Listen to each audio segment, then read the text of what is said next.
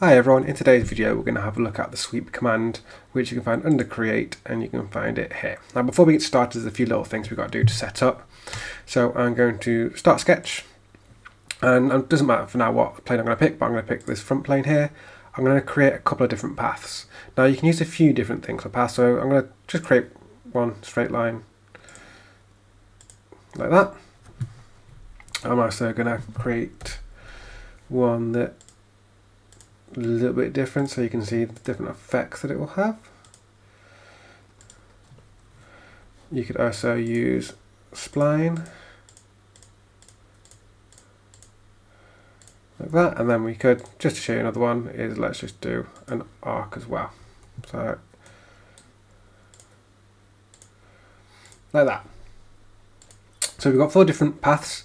Now we still can't use sweep just yet. We need to actually have a plane to draw on. So what we're going to do under here is go to construct and then plane along a path here. So if I click on one of these paths, a plane will start to appear there. Now I'm going to just drag it to the very end. I'm going to do that for all of my paths. So construct, plane along a path, click on it, just drag it down so it's down at the very start.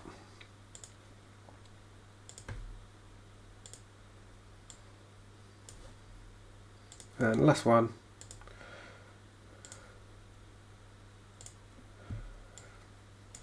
Okay, so now what we've got set up here, all I've done is I've drawn 4 little paths and then I've gone to construct and then plane along a path. So now we can start to actually use the sweep command. So we'll start off on the straight one because it's the easiest one. So I'm going to create a sketch on this plane here. And now, I'll show you one with the circle. I'm going to just select that circle, go and finish sketch. Now if I go to create and sweep, and it will say, what profile do I want to do? And it's this profile, and then what's the path? And I select this, and it'll sweep it along. Now, obviously, with this, I could just use the pipe command, and it would be fine. You can also play around with things like taper and twist, and orientation, perpendicular or parallel, depends on whereabouts on the line you want the object to actually sit. So if I hit OK, obviously my sketch has disappeared. I'm going to turn that back on. What I could actually do is if I grab this sketch and drag it, it will actually update in real time as well, which is really, really useful. But obviously that we could do quite easily with the pipe command. So I'm just going to get rid of that. And just to show you, you could do other shapes. So if I take like center rectangle, do the same thing. Now actually to update my sweep, go to edit feature.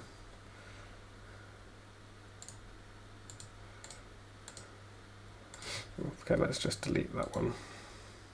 There we go. Let's go to create, sweep,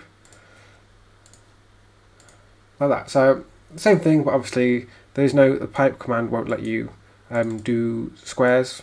It will normally just let you do circles. So that's basically a part of sweep. Now if we look at slightly more complex shapes, it will still do pretty much the same thing. Oh, I clicked on the wrong thing. So I'm going to go on sketch, and then just show you again, we'll go to circle to begin with, and then same thing, go to create and sweep, select the path, and it'll go across like that.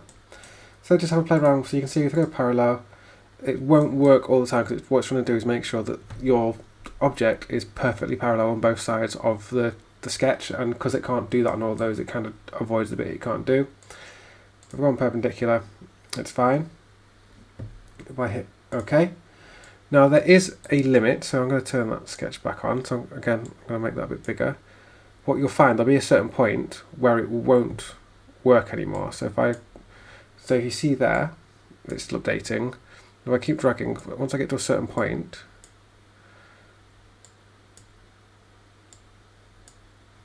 okay, at some point it will start to stop updating, like so there. So what that means is basically it's trying its hardest to keep, if I turn that body off so you can see it a second, there you go, it's trying its hardest to keep that path as true as it can be. So basically you've drawn those lines, I want that body to stay within those lines. If you make your body so big that it physically ends up like squashing together and joining it, it's going to end up as a fail. So you can see as I'm dragging this now, it's still keeping, if that sort of zigzaggy sort of line, but it will come a point, so like there, where essentially it's going to stop updating. I think that's probably about as high as I can go. Yeah. So now if I go any bigger, nothing's going to update, because if it went any bigger, it'd end up not being able to keep that actual path. So there is limits to how big of a profile you can use. Let's just get rid of that. Let's edit that sketch. Just to show you, you can do any shape. So we'll go to polygon. And let's just do like a triangle. Oh no. There we go. Create.